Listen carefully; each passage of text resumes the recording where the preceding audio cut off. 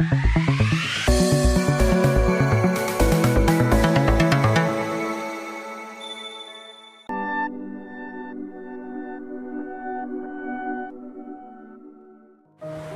பரிசுத்த நாமத்திற்கு மகிமை உண்டாவதாக. விடியற்காலத்து வெளிச்சம் ஊழியங்கள் வழங்கும் ஜூன் மாதம் வாக்குத்தத்தம். கர்த்தர் உன்னை பெயர் சொல்லி அழைத்திருக்கிறார். ஏசாயா 43:1.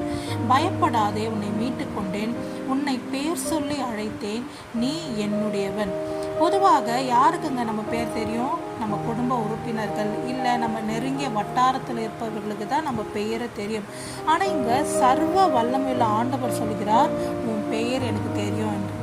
ஆண்டவருக்கு எப்படிங்க நம்ம பெயர் தெரியும்? ஆண்டவருக்கு எப்படி தெரியும் என்றால், நம்ம தாயின் கர்ப்பத்தில் உருவாகும் முன்னே நீங்கள் ஆண் குழந்தையாக பிறப்பீங்களா பெண் குழந்தையாக பிறப்பீங்களா என்று சொல்லி அந்த வயிற்றில் இருக்கும் போதே அவர் பெயர் சூட்டி விட்டார். ஸோ நீங்கள் தற்செயலாக பிறந்தவர்கள் அல்ல, ஏதோ ஏனோதானோ நீங்கள் அப்பா அம்மா பெற்று போட்டாங்க என்று அல்ல. அவர் தம்முடைய அநாதி தீர்மானத்தின்படியே உங்களை பிரமிக்கத்தக்க அதிசயமாக உருவாக்கியிருக்கிறார்.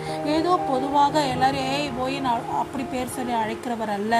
உங்களை ஸ்பெசிஃபிக்காக உங்கள் இனிஷியலோட அவர் உங்களை பெயர் சொல்லி அழைக்கிறார். அவருக்கு நீங்கள் சொந்தமானவர்கள். அவர் உங்களை மறக்கவே மாட்டார். ஆமே. நண்பர்களே, ஏசப்பா, ஆம் கர்த்தாவே, நீர் எங்களை பெயர் சொல்லி அழைத்து அறிந்திருக்கிற தேவன். நிச்சயமாக ஆண்டவரே, ஒவ்வொருவருக்கும் அவர்களுக்கு பிறப்பின் ரகசியத்தை சொல்லி நீர் அவர்களை ஆசீர்வதிப்பீராக. இயேசுவின் மூலம் ஜெபம் கேளு பிதாவே. ஆமேன்.